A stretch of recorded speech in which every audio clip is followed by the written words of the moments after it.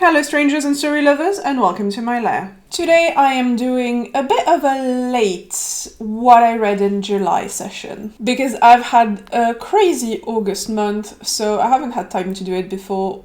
Also haven't had time to read a lot in August, so my August reading session is probably not going to be amazing, but moving on, that's a subject for another video. For now, let's just focus on what I read in July. And for the first book, it's actually two books because it's the first two books of a saga, which are Dark Rise and Dark Heir by C.S. Pacat, who is also the author of the controversial saga, The Captive Prince, which personally I enjoyed, but I completely understand if some people don't, if it's not their cup of tea, that's absolutely fair. It's a bit of a hit or miss, because Captive Prince has a little bit of a dark romance to it, and a lot of non-con elements, I guess, so a lot of people find it hard to look past that, which I completely understand. It is a bit of a difficult one. Still a good book as far as I'm concerned if you can look past that, but that's not what we're talking about here. We're talking about Dark Rise and Dark Heir.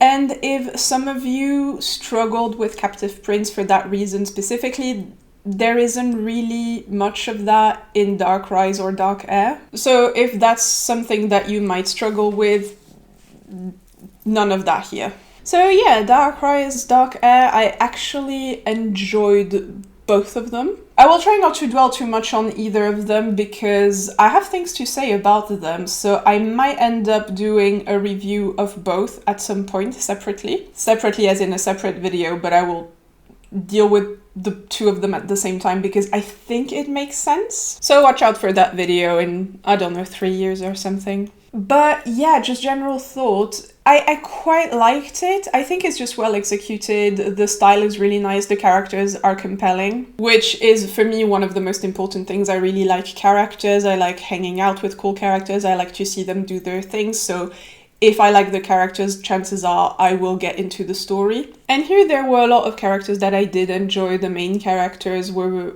both really cool, and some of the secondary characters. I really liked Will, I really liked Violet, and some of the secondary characters as well. And I just had to double check Violet's name because I am in the middle of reading Iron Flame, so I was just like, no, she can't possibly be Violet as well. She's too cool to share a name with that character. But yes, no, her name is Violet, and she's cool. I like her. I will say though that for me there is a massive difference between book 1 and book 2. So Dark Rise is the first one and Dark Heir is the second one. And I really enjoyed Dark Heir much more. Because Dark Rise, so book 1, reads like your standard Chosen One versus Dark Lord story, which nothing wrong with that.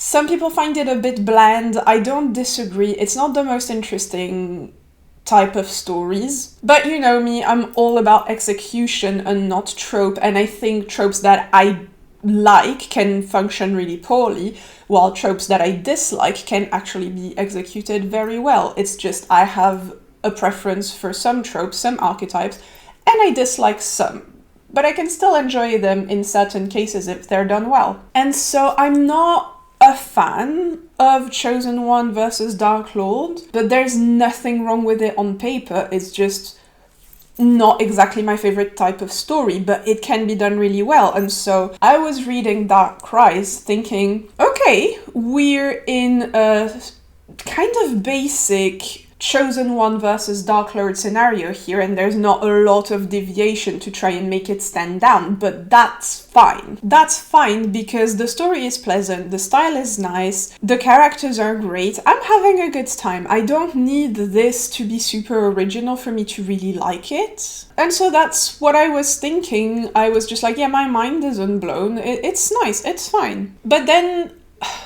I'll try to avoid spoilers, but then, at the end of book 1, there is a massive plot twist. And I really liked the plot twist. I'm not sure how I felt about the execution. I don't know how to express this, but basically, I can't say that the plot twist wasn't prepared at all, because there were a few times in the book where I was thinking, oh, this would be such a better story if that thing that actually ends up happening was the thing. And in hindsight, there are a few clues that are given to you that makes the ending make sense. But there are also some elements, some key elements that are hidden from you by the narrator just to preserve the plot twist at the end. And it's a way of writing that I personally really don't like, because I'm the kind of person who thinks a plot twist is a plot element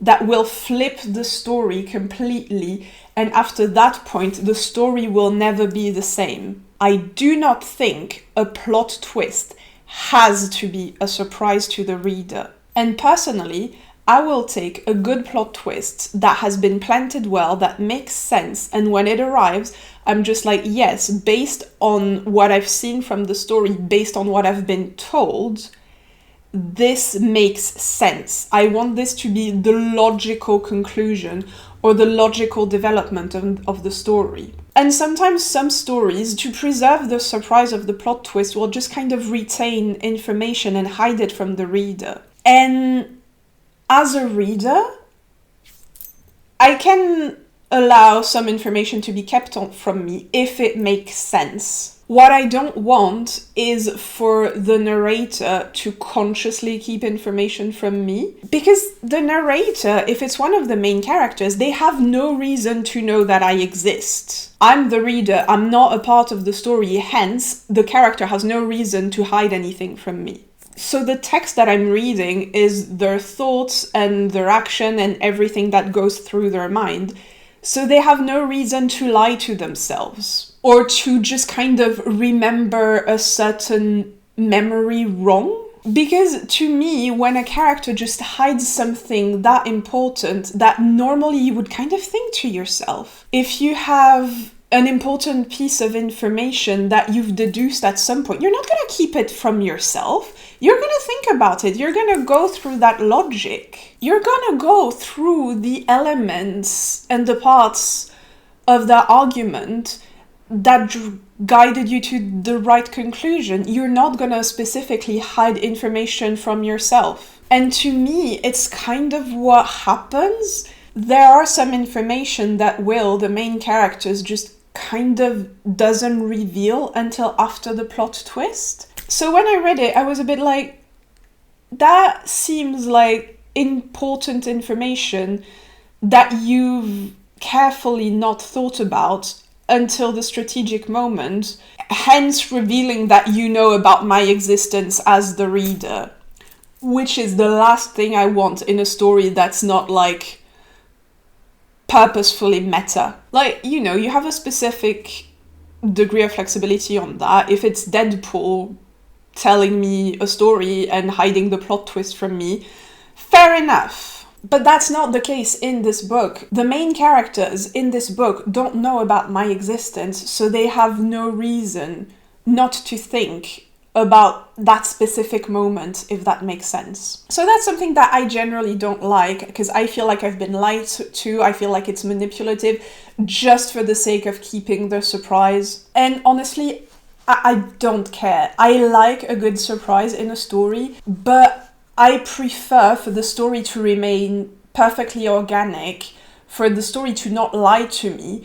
and to lose the potential surprise. I don't need to be surprised to enjoy the plot twist. For me, what I care about in a plot twist is that it takes the story in an interesting direction and it makes sense, and when it happens, I'm just like, yes, that does make sense. And that is a very interesting direction for your story to go to. And honestly, on this front, I cannot complain about Dark Rise and Dark Heir.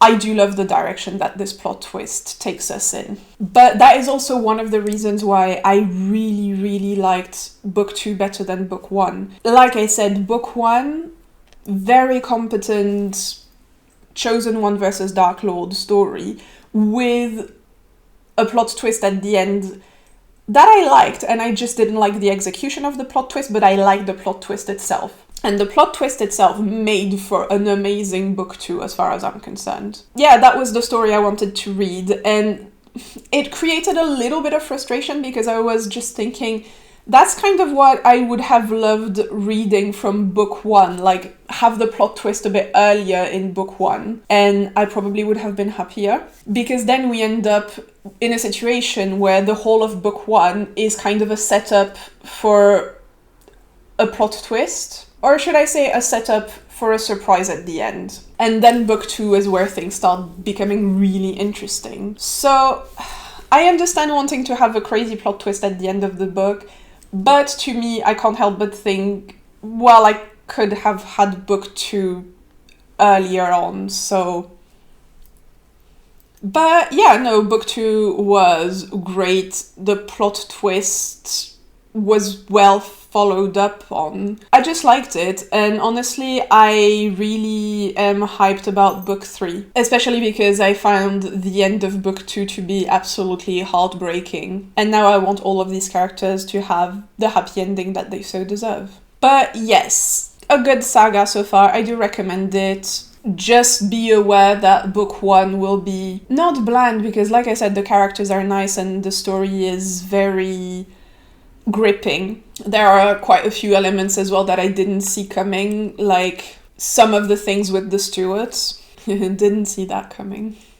And yeah, no, good books. Very competent. And even the first one, yes, it's a bit basic at first, but still I enjoyed it. Even at its most basic, I enjoyed it. So yeah, I do recommend it. There is also some really nice sexual tension between the characters and their love interests. Very intense at some points. I'm trying to remember if there's any spice, but I don't think there is. Just some intense tension between the characters, but I don't think there's anything crazy spicy. Just pointing that out if some people mind, because I do know some people who actually do mind. So yeah, strong recommend from me on that one.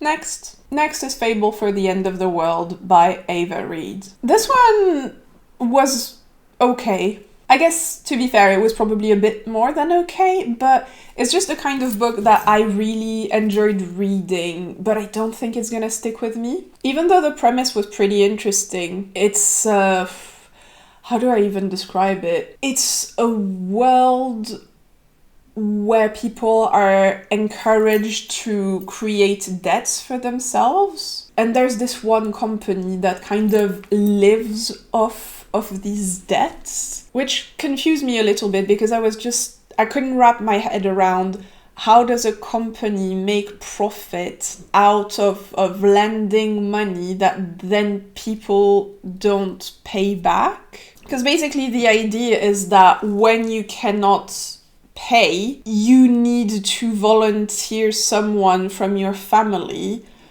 to participate in kind of a death game, I guess, which is a televised event where that person will be hunted for a certain amount of days by what they call an angel. And an angel is like a engineered woman who is very, very beautiful and like augmented with weapons and just like robotic parts, like an eye that receives messages, captors and stuff like that. And they're also kind of engineered or trained to not really have any emotions and to have a certain type of personality that will match their targets kind of in a marketable, televised way. And our main character, Inessa, is kind of sold to this game by her mother, whom we hate. We hate the mother. She should burn in hell. Worst character I've seen in a long time in a book. Not as in poorly written, but as in very efficiently written to be hated. And so, yeah, the premise is great. You have Inessa, who is like thrown into this game, and so she has an angel who will be hunting her to kill her, and her brother Luca decides to help her, and so they just kind of both of them try to help her survive. And so the angel called Melinoe, who is the second point of view character, is going to hunt her down. And I mean, you know, based on that summary and the fact that it's a sapphic romance, no spoiler, but I will let you draw your own conclusion. So yeah, I thought the premise was really strong. Like I said, I didn't really understand how this world's economy works because my brain cannot compute that this company makes a profit out of pushing people to not pay them any money, even though I kind of understand that they're probably making a lot of money with these televised games. But again, people don't pay you money, and you probably pay a lot of money to get these angel engineered. Profit where? But that's fine, like, it's one of these concepts that you just have to accept. Maybe it is a viable solution, and that is why I am not actually the CEO of any companies, because my brain cannot grasp it. But even if I'm correct, that's not stopping anyone from enjoying the story. It's just my brain being a little bit ridiculous sometimes. But if you can look past it, honestly, just go have fun with the book. Like I said, I don't think this book is gonna stick with me. I did enjoy it. I had a good time. There was never a moment where I was bored or where I wasn't kind of enjoying myself. I guess I was just maybe hoping for something a bit more grandiose. But yeah, nothing wrong with it. It was a good time. The next book was Prince of the Endless Tide by Ben Alderson. Yeah, I wasn't a fan of that one. It might be me, but I just didn't really get into it. Although, to be fair, I have to say that this one I kind of picked because of the cover. It was recommended to me when I purchased When the Tides Held the Moon. I guess because it's also an LGBTQ plus book about mermaids, and so it was recommended to me, and I saw the cover and I was like, that looks like a so bad it's good kind of book, and I'm here for that. But I don't know how I feel about it. Is it a so bad it's good? Not really. I didn't think it was crazy bad, but I didn't think it was good either. I don't know, I just ended up not really caring about it. You basically have this kingdom where there are some gods, I can't really remember their names, but there's Krakos, maybe, the god of the sea, Gorgana, the goddess of death, and you have some other gods like this, and the world building wasn't bad, but I don't think it was crazy either. And so basically this kingdom was ruled by a king, and the prince was one of the main characters. And they hadn't been king and prince for a long time, but basically the king kind of came into power because this kid, who's his adopted son, had the power to compel people with his songs. And so he managed to convince everyone to have his father as the king. And so now the king has like his son on a tight leash, even though the son now, when the story starts, is like an adult. But he's still like having him on a tight leash to make sure that he still has the hold over his kingdom. And so every year the prince ends up singing for the kingdom again to keep convincing them to keep his father as the king. Meanwhile, there's also the cult of Gorgana, the goddess of death, that does a resurgence, while I think sirens are reappearing in the world, and sirens are these really dangerous creatures. And the other main character is like an envoy of the god of the sea, and so he's this merman with like octopus tail, so basically a guy with tentacles, obviously. And so he's hunting sirens, and sirens can turn people into sirens if they bite them. And so he's basically following this siren who goes into the kingdom because she can grow legs, even though sirens can't do that normally. And so she manages somehow to bite the prince, whose name is Ernest, I think. And I'm just like so done with people having terrible names. Like, I don't know. Ernest, I guess, doesn't sound too bad, but my French brain just kept calling him Ernest, which is not a great name. So yeah, that siren manages to bite Ernest, and so now he is condemned to death by the kingdom, because otherwise he is going to turn into a siren. But the siren who bites him also steals his power, but the other guy, like the tentacle guy, whose name I cannot remember, and I can't be asked to check, so he's just gonna be a tentacle guy. So tentacle guy doesn't know that Ernest has... oh god, Ernest and tentacle guy. Okay, this is great. This is going great. So tentacle guy doesn't know that Ernest doesn't have his power anymore, so he's just like, oh, well, I'll help you, and then you'll help me with the curse that I have, and that's kind of the setup that we have for the two of them to have to work together. And, you know, we assume just like developing feelings towards each other at some point. Is it considered a spoiler to say that a romance ends up with a romance? I would say no, so I will just say, yeah, they end up developing feelings too for each other, Ernest and tentacle guy. And of course it's one of those romances that develops within 4 days, and within 4 days they would just burn the whole world for each other, which... we love that. Like, strong attachments can happen super quickly, of course. It's just not my favorite thing. Like, you know, there are some people where you just have, like, love at first sight or friendship at first sight, and I think that's fine. It's happened to me as well. Mostly friendship at first sight, when I see someone and I'm just like, yes, this person is going to be my friend. Like, sometimes you can tell that you will get along with someone, but that doesn't mean that these feelings will already happen. Anyway, I'm just not a fan of that super quick love, because it's not instant love in their case, but it's super quick love, and I'm not that invested in it, if that makes sense. It had me roll my eyes a few times, basically. And yeah, the characters, were they bad? I don't know, not really. I didn't have a bad time reading. I did feel like it wasn't the most interesting book that I've read this month, to say the least. And also I just felt like... it's a bit hard to take a book and characters seriously when one of your main character is literally introduced through a sex scene where they asked the other character to eat their ass.